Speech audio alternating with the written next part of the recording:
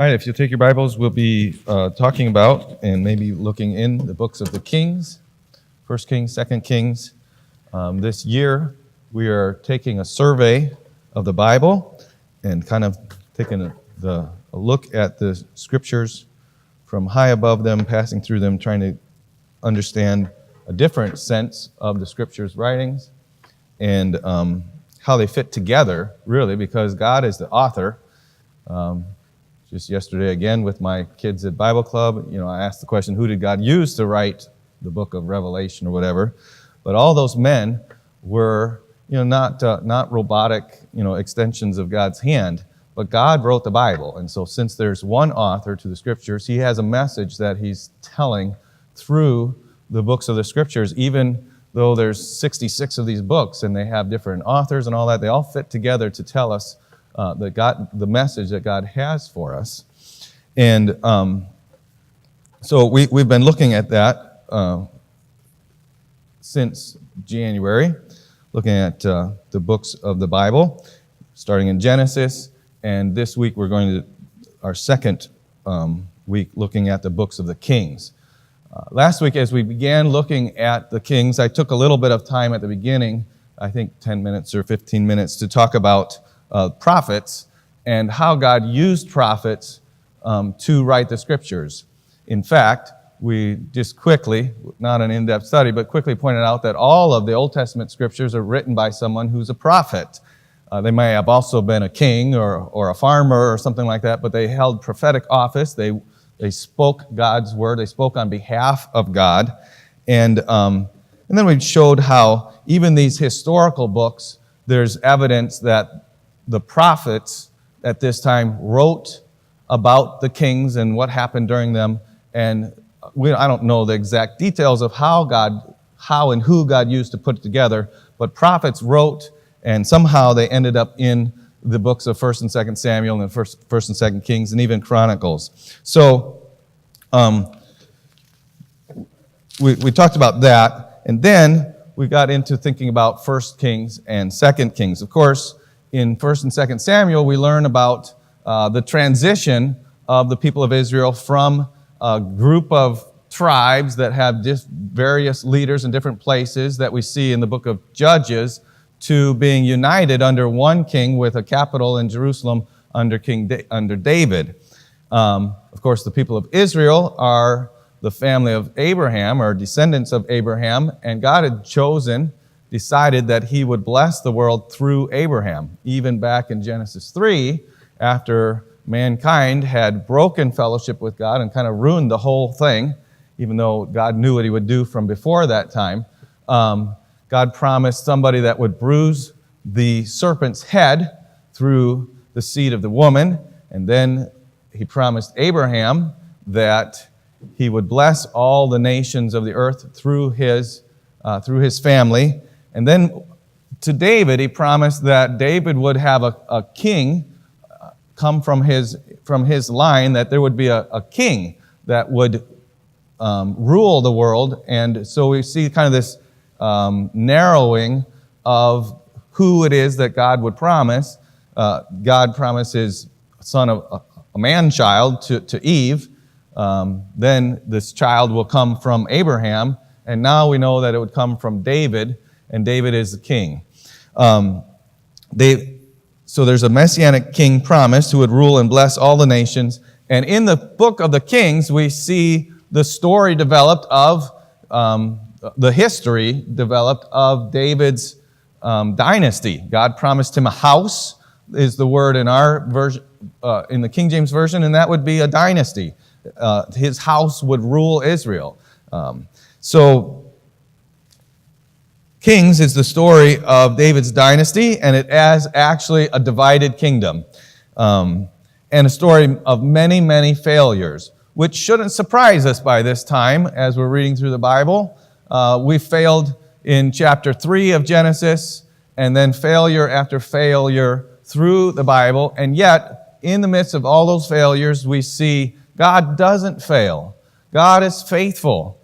He's faithful to his word. Even when he is punishing people, that is faithfulness.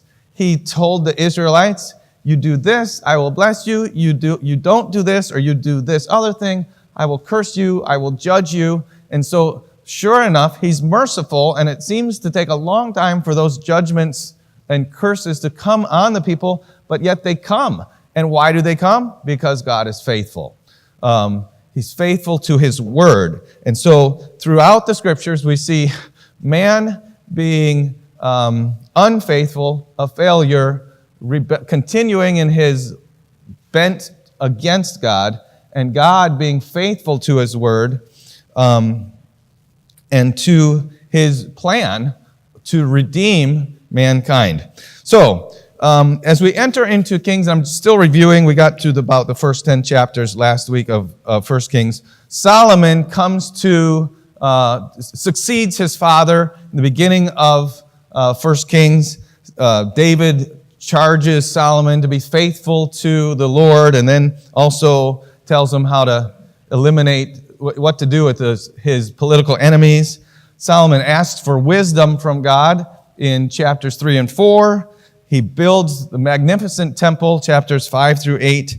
And then we see the record of Solomon's downfall. He marries Pharaoh's daughter, and then he continues to marry hundreds of women many of these are political alliances.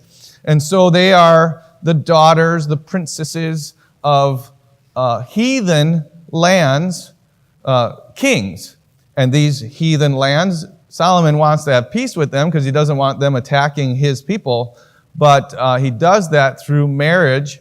And those kings, those daughters, bring their gods with them to Jerusalem. And Solomon allows them to continue to worship their God. And then he adopts some of their pagan practices. He builds temples for them to be able to worship their gods in Jerusalem. It's an awful thing. Here, a man who's got tremendous wisdom and blessing from God, and he ends up neglecting the very scriptures that gave him that wisdom. Genesis 17:14 tells us what a king of Israel should do and should not do, and Solomon neglects those almost verbatim, we might say, as far as amassing wealth and raising huge armies with chariots and all. So Solomon dies, and his son ascends to the throne, Rehoboam. And Rehoboam follows Solomon's later example. We would think Rehoboam has this book called Proverbs, right?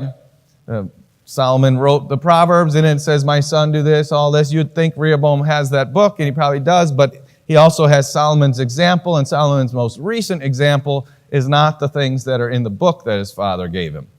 And Rehoboam wants to continue to tax his people, tax the people to continue the lifestyle, I guess, that his father had. And there is, we don't have time to go into the whole story, but he goes to seek advice from Solomon's counselors, and they say, the people will be your servants if you relax the burden of taxes on them. And then he goes to seek the counsel of his friends, the counselors of his own age, and they say, teach these people a lesson, and you'll be established forever. And we know how, well, if you don't know, the people rebelled against him. Even in the end of Solomon's lifetime, there was problems. There were problems in his kingdom. There were problems with countries that he had made peace with, deciding they weren't going to do everything that he wanted them to do anymore. There was a servant of Solomon's, which servant just doesn't mean he, washed the floors. He was probably some type of a deputy, some type of a guy who had rule over portions of the kingdom that started to show a rebellious streak and actually ran down to Egypt for his own life, and his name was Jeroboam. When the Israelites decided to challenge Rehoboam, Jeroboam comes back to be their leader. And so, in this split, what comes out of this division of the united monarchy of Israel is a southern kingdom and a northern kingdom. The southern kingdom is basically Judah. Simeon is integrated into Judah and all that, but the southern kingdom is basically just the tribe of Judah, and they retain Jerusalem as their capital and as, of course, the center of worship. This southern kingdom is is where Rehoboam is. David established the kingdom in Jerusalem, and Solomon built the temple there, and Rehoboam is there. And David's dynasty continues to reign over Judah, over the southern two tribes of Israel from Jerusalem. The northern tribes, they split, and they don't move north, but they're the northern tribes. And it's just interesting when you see this. Actually, when Absalom rebelled against his father, remember he sat in the gate, or he stood in the gate, and he asked people where they were from. And certain people he just was kind to, and others, if they were from a certain area, he said something to the effect of, my dad doesn't have time to listen to you. I can answer your question. If you remember, or look back, I'm pretty sure you'll find this is correct. It was people from the northern tribes that he stole the hearts of the northern tribes of Israel. He probably figured, Judah loves my dad too much. I'm never going to get them. But he stole the hearts of them. So there's that short-lived rebellion of Absalom. That was the northern tribes. For some reason, there's this inherent division between, even with Saul and David. David first ruled over Judah. So this has just kind of been there. David was able to unite the kingdom. Solomon continued to reign over it, but it split again.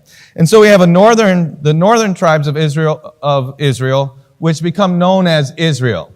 So we have Judah and Israel. They're all God's people. They're all children of Abraham, children of Jacob. But when we read historically, and we're reading people writing about it, if they're distinguishing between Judah and Israel, Israel is the northern tribes, and Judah are the southern tribes.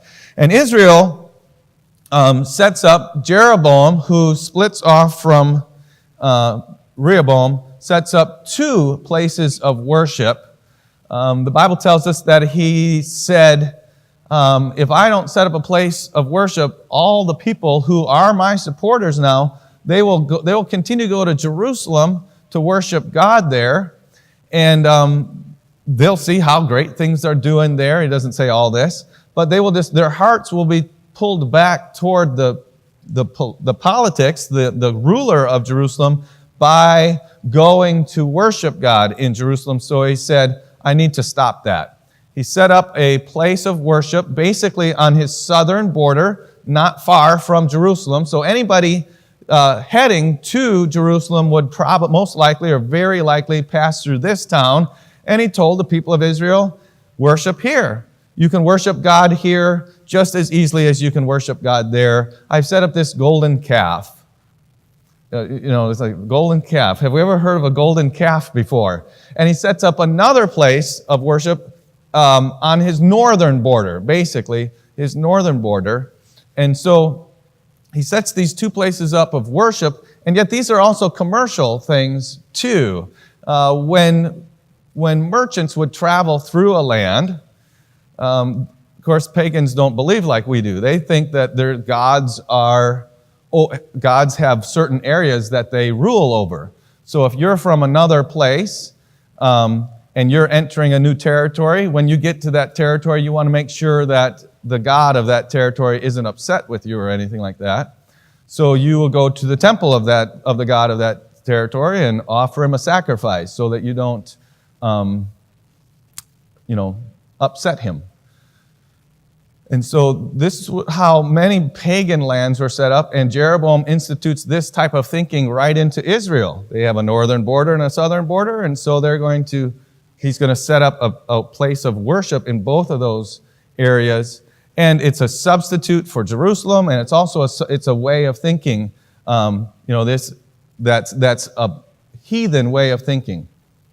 God placed Jerusalem in the middle of his people.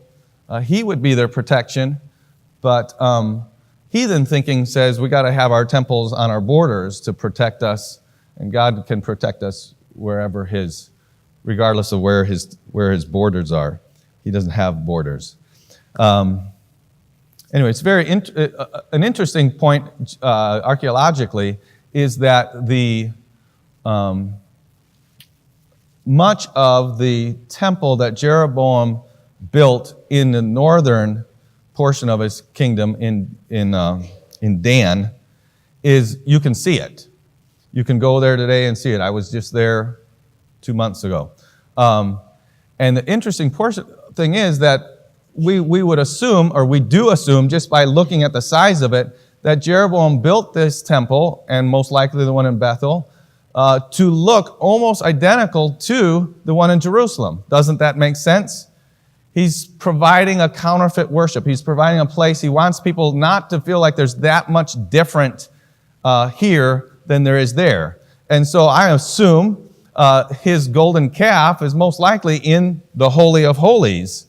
Okay, people aren't going to see that. They just go there. What they see is a bronze altar, exactly the same size as the altar in Jerusalem. They see all this worship that's very similar to the same thing as what they're used to.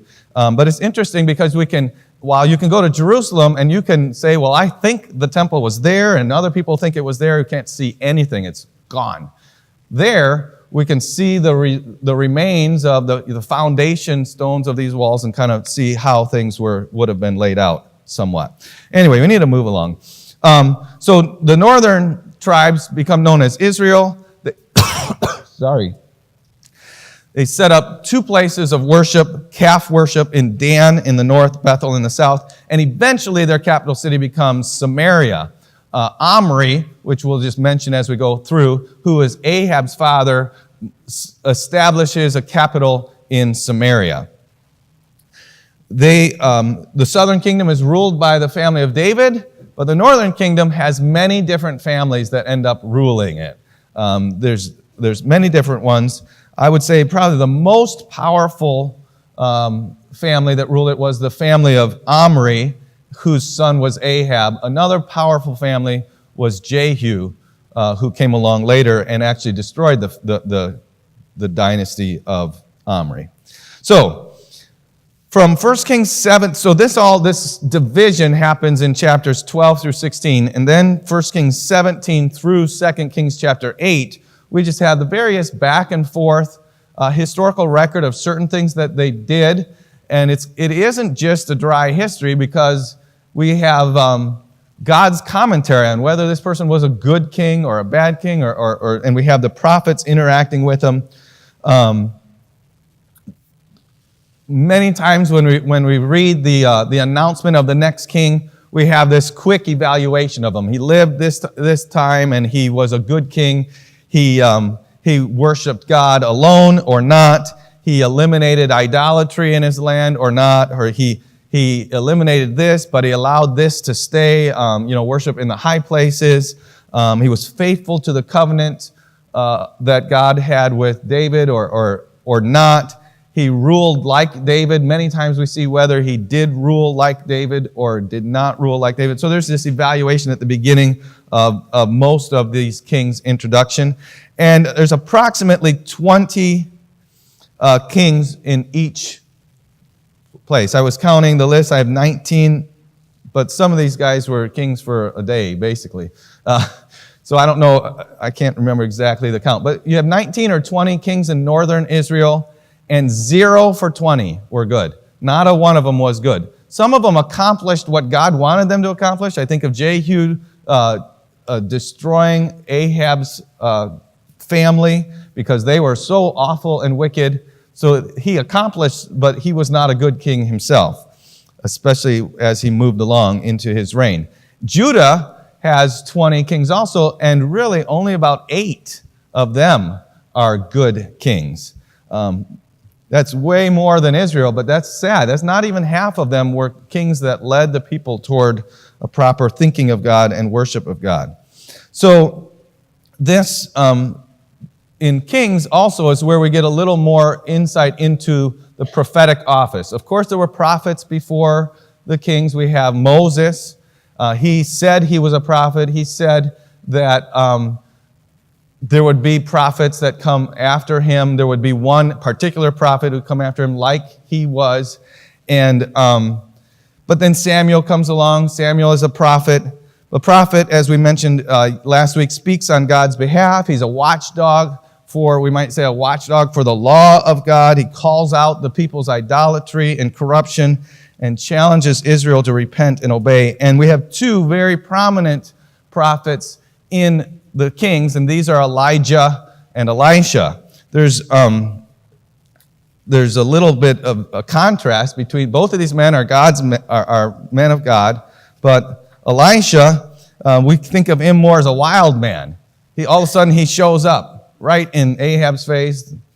God before whom I stand says there won't be any rain. He goes off, and then he goes off and lives in the wilderness by a brook and eats food from ravens. He's kind of he lives in the desert. Many of his miracles are destructive in nature. Famine, fire from heaven, more fire from heaven. His arch nemesis, if we wanted to, portray this as just this guy against this guy, is Ahab and Jezebel.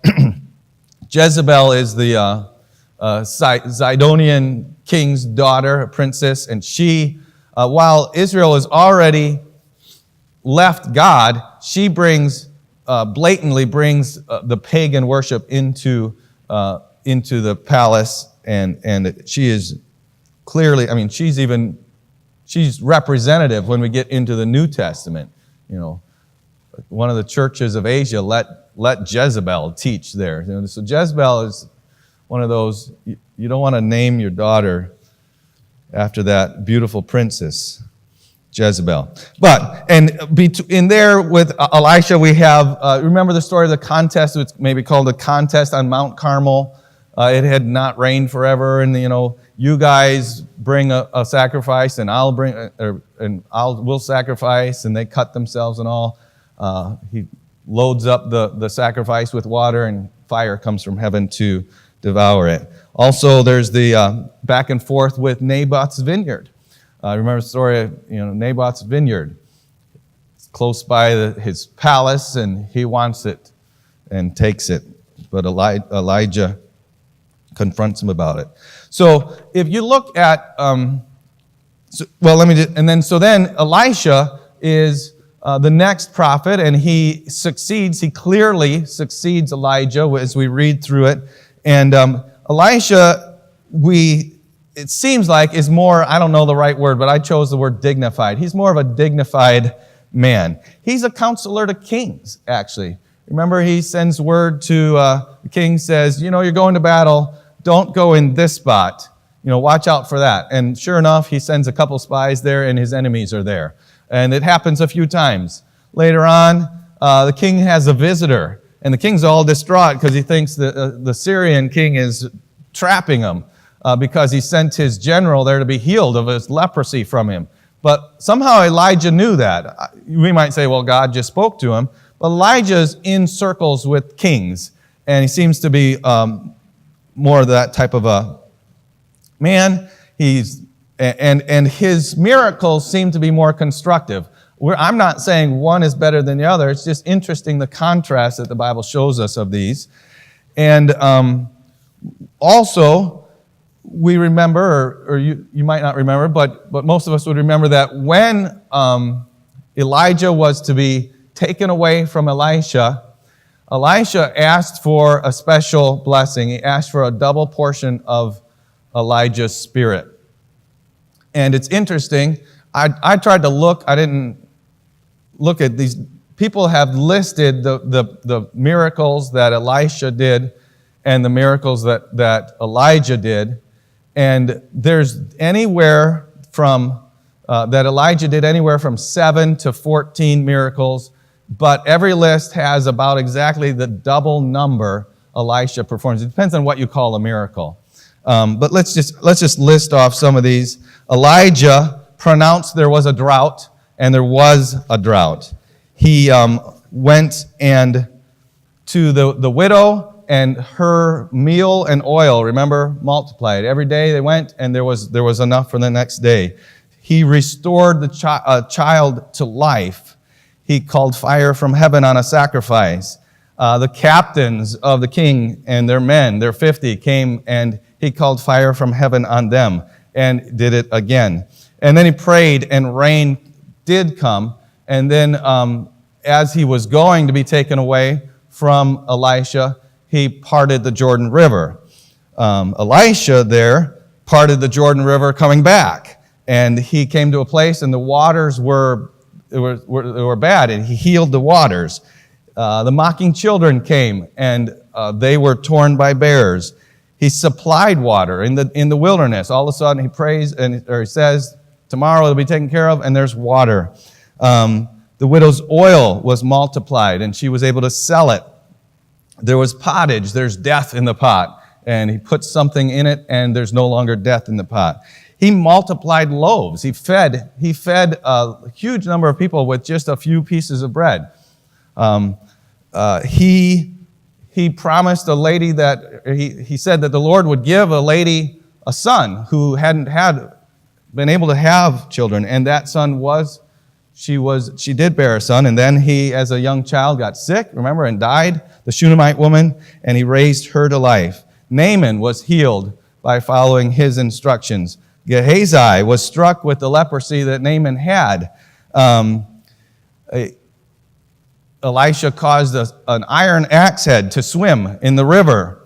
And the Syrians were smitten with blindness. Remember, they were surrounded by the army, and God allowed him to smite them with blindness. And the man you're looking for is somewhere else. I will lead you to him. Of course, they were looking for him. And then, when he died, they buried him, of course, and several years later, the children of Israel were in a war, and one of their comrades was killed, and they saw the enemy close by. They quickly tried to bury him in a sepulcher, just throw him in a sepulcher so he wouldn't be, violated and defiled by the enemy. And lo and behold, it's Elisha's sepulcher. They put him in the sepulcher, and he comes back to life by touching the bones of Elisha. So we see that, and that's a lot of chapters of the Bible there we just covered, and things that went on through those men's lives. I want to just quickly list the kings of Israel, so nobody's taking notes, I hope. The northern kings the first northern king was Jeroboam. His son Nadab succeeded him, and then Baasha, another family, he took over, and Elah and Zimri, his children, so that's 5, and then Omri took over. Omri is the father of Ahab, and so Omri, Ahab, Ahaziah, Jehoram, and then Jehu comes along and takes over the people of Israel. And so you have Jehu, and then Jehoahaz and Jehoash. Jeroboam II was the greatest king of Israel, the northern 10 tribes of Israel. And then Zechariah, and after Zechariah, another family comes to reign over. And when I say comes, not like they walked in and, these are violent takeovers of the government. Shallum, and then Shallum was deposed or taken over by Menahem. Pekahiah, his son, ruled, and then Pekah came and took over, took his place, and then Hoshea, and by that time, the Assyrians came and captured them and took them off. The kings of the southern kingdom, David's line is, of course, David, Solomon, then Rehoboam, Abijah, Asa, Jehoshaphat, Jehoram, Ahaziah, Athaliah, which was a lady, and Athaliah was a daughter, I believe. There's a time in their histories where the family of Ahab and the family of David married certain sons. They were like trying to become allied together, and this was trouble in Israel or in Judah. But then Joash, Amaziah, Uzziah, Jotham, Ahaz, Hezekiah, Manasseh, Amon, Josiah, Jehoahaz, Jehoiakim, Jehoiachin, and Zedekiah. As we come to the end of 2 Kings, we have the story of both countries, both the northern and southern tribes of Israel's exile. Jehu came along and did destroy, because Ahab's family was so bad, God had promised him that his family wouldn't continue to rule.